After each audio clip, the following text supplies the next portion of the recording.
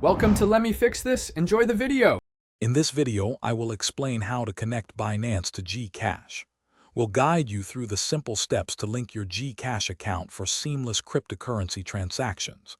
This process primarily involves using Binance's peer-to-peer, or P2P, trading platform. You'll learn how to sell your digital assets and conveniently receive your funds directly into your GCash wallet. It's a straightforward method for converting crypto to local currency.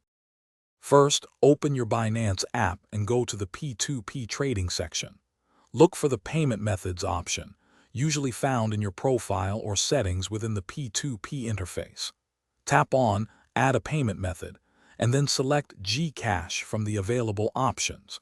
Carefully enter your GCash registered name and mobile number. Double-check these details to ensure they are perfectly correct before saving. Now let's sell some crypto. In the P2P section, switch to the Sell tab and select the cryptocurrency you wish to sell, like USD. Filter the payment methods to GCash to see relevant buyers. Choose a buyer with a good completion rate, ideally above 95% and a reasonable price. Enter the amount you want to sell, for example, 100 USD, and confirm your order.